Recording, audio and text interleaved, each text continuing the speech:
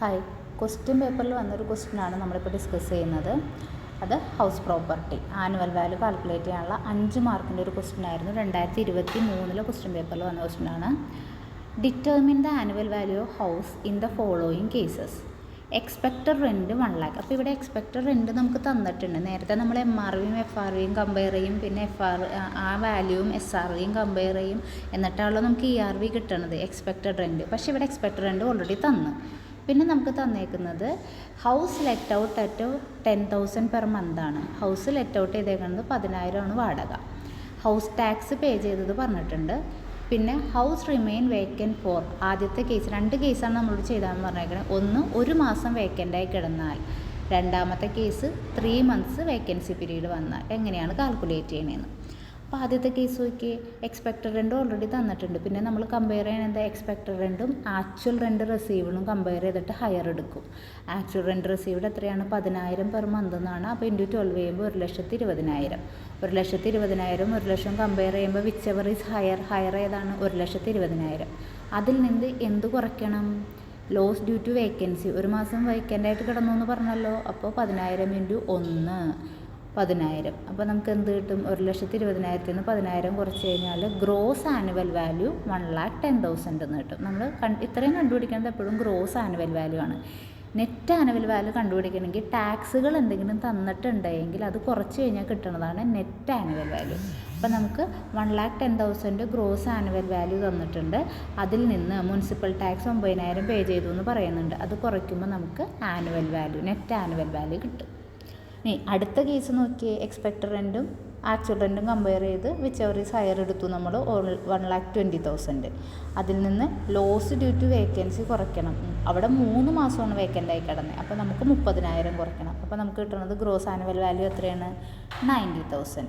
അതിൽ നിന്ന് municipal tax കുറയ്ക്കണം 9,000. അപ്പോൾ നമുക്ക് ആനുവൽ വാല്യൂ എത്ര കിട്ടും? 81,000. നെക്സ്റ്റ് 2024 ക്വസ്റ്റ്യൻ പേപ്പറിൽ വന്നൊരു ക്വസ്റ്റ്യനാണ് 5 മാർക്കിൻ്റെ. From the following information compute the annual value of the house. Municipal value തന്നിട്ടുണ്ട്, നമുക്ക് ഫെയർ റെൻറ്റ് തന്നിട്ടുണ്ട്, സ്റ്റാൻഡേർഡ് റെൻറ്റ് തന്നിട്ടുണ്ട്. House was self occupied for 4 months. 4 മാസം ഇവർ ഉപയോഗിച്ചു. ഇതിന് ശേഷമാണ് ലെറ്റ് ഔട്ട് ചെയ്തത്. അറ്റ് റുപ്പീസ് 2 കേസാണ് പറഞ്ഞേക്കുന്നത്. 10,000 രൂപ പെർ മന്ത് വാടകയും 15,000 രൂപ പെർ മന്ത് വാടക. അപ്പോൾ 2 കേസായിട്ടാണ് നമ്മളത് ചെയ്യേണ്ടത്. മുനിസിപ്പൽ ടാക്സ് 10,000 തന്നിട്ടുണ്ട്. Compute annual value of the house. Annual value calculate ചെയ്യാനാണ്. അപ്പോൾ നമ്മൾ ആദ്യം എക്സ്പെക്റ്റഡ് റെൻറ്റ് കണ്ടുപിടിക്കണം. എക്സ്പെക്റ്റഡ് റെൻറ്റ് കണ്ടുപിടിക്കണം എങ്ങനെയാണ്? മുനിസിപ്പൽ വാല്യൂവും ഫെയർ റെൻ്റൽ വാല്യൂവും കമ്പയർ ചെയ്തിട്ട് അതിനകത്ത് വിച്ച് എവർ ഈസ് ഹയർ എടുക്കും. അപ്പോൾ ഇത് 2 കേസും നിങ്ങൾ നോക്കിയേ, 80,000 1,20,000 A ആയാലും B ആയാലും നമുക്ക് കമ്പയർ ചെയ്യാനുള്ളത്. അപ്പോൾ അതിനകത്ത് വിച്ച് എവർ ഈസ് ഹയർ എപ്പോഴും 1,20,000 ആണ്.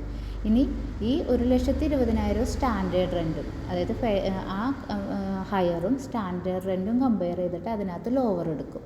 ആ ലോവർ എത്രയാണ്? 1 lakh ആണ്. അപ്പോൾ നമ്മുടെ എക്സ്പെക്റ്റഡ് റെൻറ്റ് എത്രയാണ്? 2 കേസിലും 1 lakh ആണ്.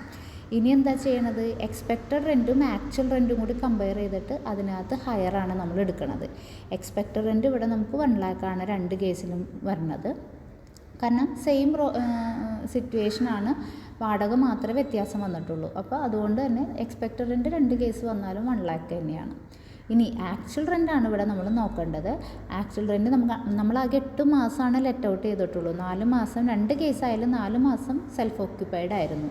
അപ്പോൾ 10,000 ഇൻറ്റു 8 ആദ്യത്തെ കേസിൽ 80,000 വരും. അടുത്ത കേസിൽ 15,000 ഇൻറ്റു 8 1,20,000 വരും. എന്നിട്ട് നമ്മൾ എന്താ എടുക്കേണ്ടത്? Gross annual value. ഇത് രണ്ടും കമ്പയർ ചെയ്തിട്ട് ഹയസ്റ്റ് ആണ് എടുക്കുന്നത്. എക്സ്പെക്റ്റഡ് റെൻറ്റും ആക്ച്വൽ റെൻറ്റും കൂടി കമ്പയർ ചെയ്തിട്ട് ഹയസ്റ്റ്. അപ്പോൾ എക്സ്പെക്റ്റഡ് റെൻറ്റ് 1,00,000 ആണ്. ആദ്യത്തെ കേസിൽ ആക്ച്വൽ റെൻറ്റ് 80,000 ആണ്. അപ്പോൾ ഹയസ്റ്റ് ഏതാണ്? 1,00,000. അടുത്ത കേസിൽ എക്സ്പെക്റ്റഡ് റെൻറ്റ് 1,00,000 ആണ്. ആക്ച്വൽ റെൻറ്റ് 1,20,000 ആണ്. അപ്പോൾ ഹയസ്റ്റ് ഏതാണ്? 1,20,000. അപ്പോൾ അങ്ങനെ നമ്മൾ ഗ്രോസ് ആനുവൽ വാല്യൂ ആദ്യത്തെ കേസിൽ 1,00,000, രണ്ടാമത്തെ കേസിൽ 1,20,000 ആണ്. കാരണം എന്തുകൊണ്ടാണ് അങ്ങനെ വന്നത്? എക്സ്പെക്റ്റഡ് റെൻറ്റും ആക്ച്വൽ റെൻറ്റും കമ്പയർ ചെയ്യുക, എന്നിട്ട് അതിൽ ഹയസ്റ്റാണ് എടുക്കാൻ പാടുള്ളൂ. അപ്പോൾ ആദ്യത്തെ കേസിൽ 1 lakh ആണ്, എക്സ്പെക്റ്റഡ് റെൻറ്റാണ് ഹയസ്റ്റ്, അപ്പോൾ അതെടുത്തു. സെക്കൻഡ് കേസിൽ ആക്ച്വൽ റെൻറ്റാണ് ഹയസ്റ്റ്, അപ്പോൾ അതെടുത്തു. ഇനി എന്ത് ചെയ്യണം? 2ൽ നിന്നും മുനിസിപ്പൽ ടാക്സ് കുറയ്ക്കണം. അപ്പോൾ നമുക്ക് annual value, net annual value കിട്ടും.